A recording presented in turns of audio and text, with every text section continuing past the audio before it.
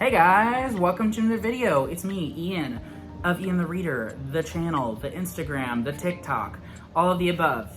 That Ian. I hope that you guys are having a really great day today. Today, I am here to talk to you about my honorable mentions of 2022. To be honest with you, I'm ready to be done with 2022, but I wanted to highlight some books that I just absolutely adored from the year 2022 that didn't quite make it into my top 15, but really could have on different years. And if you read these, they might be on your top 10 of the year.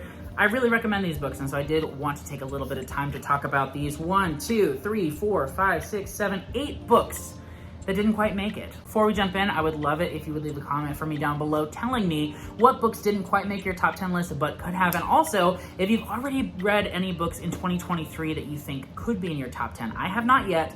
I have yet to have a 5-star book, but I have a feeling I'll get one pretty soon, hopefully. All right, without any further ado, let's go ahead and jump into this. So I'm really gonna be doing kind of like a rambling type video. I'm also not gonna be holding up any of the books because I just wanna have a conversation with you about these books that I enjoy with minimal editing, because editing is the biggest obstacle for me in regard to posting more content. I just don't have a whole lot of time to film and edit. And when I have to edit a lot, then it's just all that harder. So yeah, I'm just gonna talk a lot and you can stick around if you want to. I'd love it if you did, but you don't have to. All right, so first up we have Shutter Island by Dennis Lehane. This is a book that, honestly, this is the one that on a different day, I might say should have made my top 15 because it's so good. It is so good, you guys. And it actually wasn't my top 15 until I read The Shadow of the Wind, and that bumped it off the list. But yeah, this book is amazing. If you have not, stop, hold on. If you have not been spoiled for this, because there is quite a popular movie out that came out in, I think, 2010. It's very popular, and there are some plot points of this book that are quite publicly discussed often. But if you somehow have no idea what goes on in Shutter Island, please just stop my video. Like, stop right now and go read this book because it is incredible, you guys. My goodness. Okay, now that we got that out of the way though, this book, Shutter Island, is stunning. It's amazing. It is atmospheric, it is gripping, it is suspenseful, it is twisty, it is wild. There's so much I could say about this, but essentially you follow a main character, and I'm going to talk very little about this because I don't want to spoil anything if you haven't been spoiled for it all. Even if you know what happens in the movie or in the book, please just go read it anyway because it's incredible. Because I knew what was going to happen, sort of. Not all of it, but some of it, but I still loved it so much. So we follow a detective who is sent to this mental asylum on an island to interview this woman and to find out about this case. There's like an unsolved murder situation, and I don't want to talk about it too much because I don't want to spoil anything, but it's amazing, and the whole book takes place on this asylum island, which is such a cool setting. Like, an asylum on its own is cool, but an asylum on an island that is isolated and there's this huge hurricane going on. It is so atmospheric, so eerie, and it's just a vibe. Man, it's just a vibe, and it's so good. I love Shutter Island so much.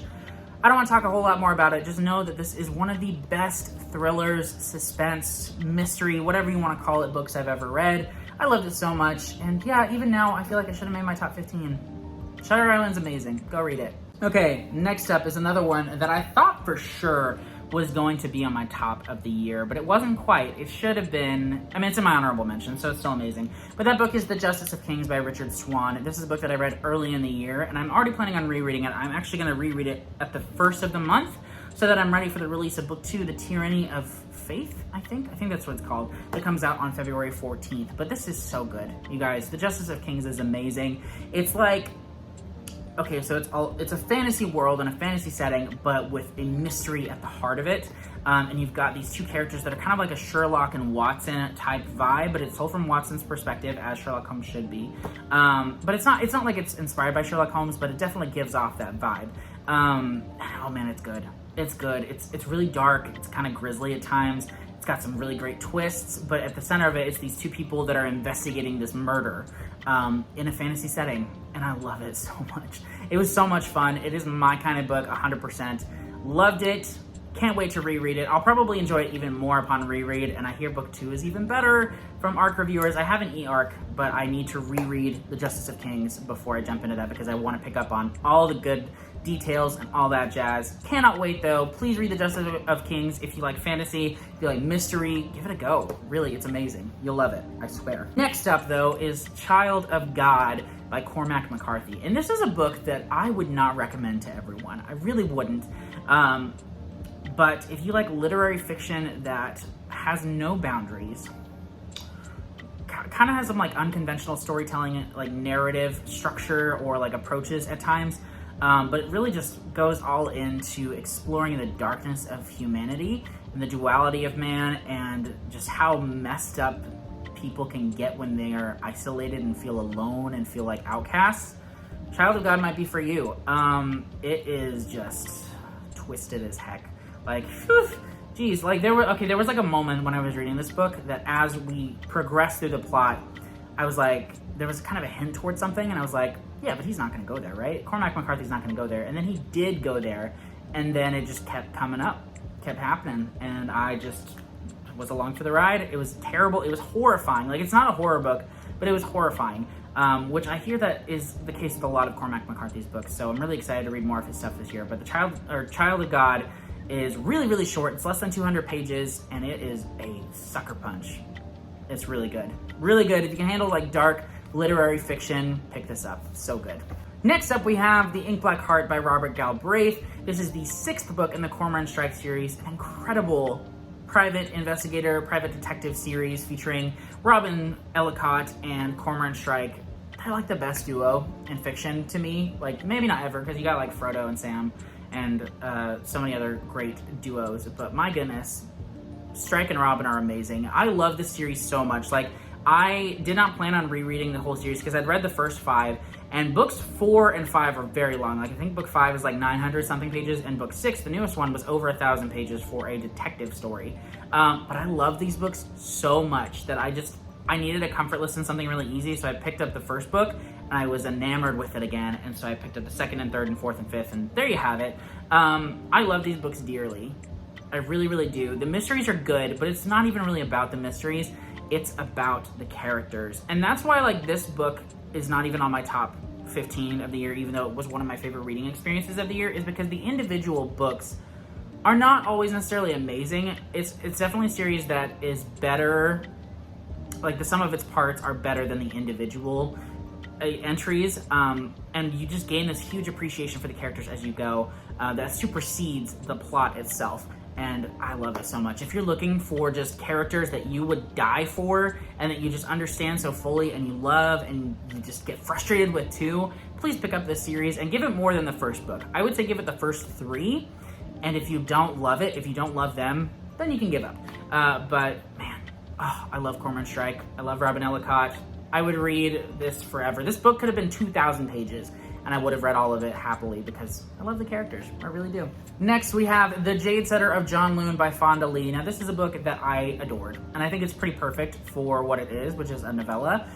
I just didn't really feel like it held up in weight, literally and, figuratively, to the novels that I read, but I loved The Jade Setter of John Loon. This is a prequel novella to the Greenbone saga, and it takes place kind of outside of the events of that. I mean, it's a prequel, but you have minor interactions with some of the characters from the main trilogy, but it's more of like an outside story where you get the perspective of these smaller people and how the big main characters of the main trilogy, how their actions impact like the smaller scale people. It's like this person's a regular citizen and he's just like along for the ride as all this crazy stuff is happening around him, and how the actions of the protagonists and antagonists of the main trilogy impact him. And I really loved that perspective on this world and on the story. We get just a really different point of view of everything, of the characters, of the world, of the culture, of the whole situation, and I loved that. Like I said, it's pretty perfect as far as novellas go. I really, really enjoyed everything about it. It was a quick read,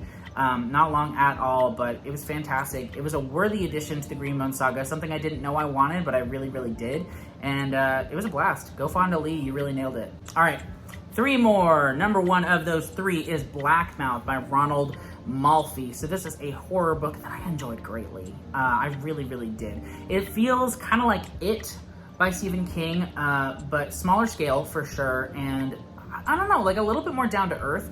It's more focused. You have 3 perspectives in this, so it is multi-POV, like it is, but it just feels a little bit more like a personal story than it was, I guess.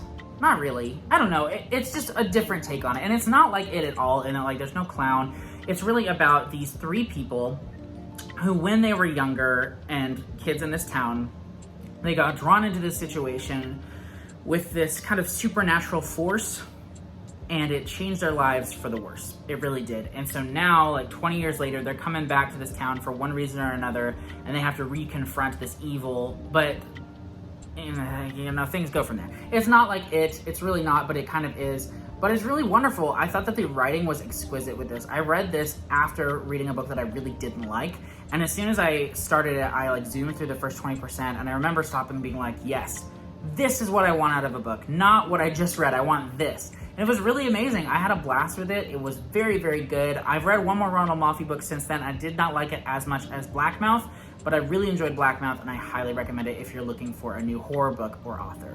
Really good. Next up, we have Upgrade by Blake Crouch, and it hurts me that this isn't on my top of the year list, but I just don't know if Blake Crouch is ever gonna top Dark Matter. It really is. Dark Matter is amazing. Upgrade is really good too, but Dark Matter is like another level of good. That being said, let's talk about Upgrade for a little bit. I really enjoyed this book. It's a sci-fi thriller in which DNA editing is like at the heart of the plot and has impacted the world in some really negative ways, with some really big impacts and casualties as a result. Our main character gets drawn into the situation where his DNA might or might not be at stake, might or might not get a little bit edited in there, and that's just kind of the setup of the book. But what I really enjoyed about this was not necessarily the scientific aspects or the thrilling aspects, because his books are a really great blend of like sci-fi and thriller. They're edge of your seat, so good. But that's not really what did it for me with this one. I thought that the emotional connection I felt to this book was a lot stronger than with Dark Matter and Recursion, the other 2 books that I've read by him.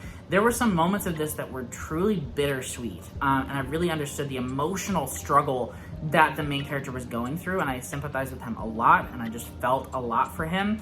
There were just some amazing moments in this book of emotionally resonating moments. That didn't make any sense, but you know what I mean. It was just a very emotionally resonant book, and that is not what I expected when I went into it. I do have a full review for this if you would like to watch it. I will leave a link down below, but I really enjoyed Recursion a lot. It did not quite make my year-end list, but definitely deserves an honorable mention. And lastly, we have Phantoms by Dean Koontz. Now, this is a book that I think under different circumstances would have made my year-end list. The reason I say that is my wife and I were reading this together out loud before bed at night, and we zoomed through like the first 60% of it, but then the holiday seasons came, and we were just so busy that we could not focus on it, and so we put it down for a while, like over a month, and then we came back to it and finally finished it. But that gap really impacted like our personal investment in it, so I think upon reread, or if you were reading it and you read it at a normal pace, this could really be one of your favorite books of the year, and I think it's worthy of that, but it was just my reading experience of it unfortunately impacted my enjoyment of the actual book.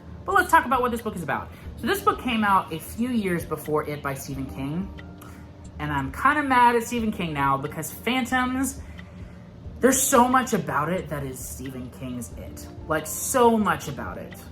I'm not going to go into details on it. I'll tell you what this book is about. So these 2 sisters are now living together. One is older and is a doctor, and she is now the caretaker for her younger sister because their mother passed away.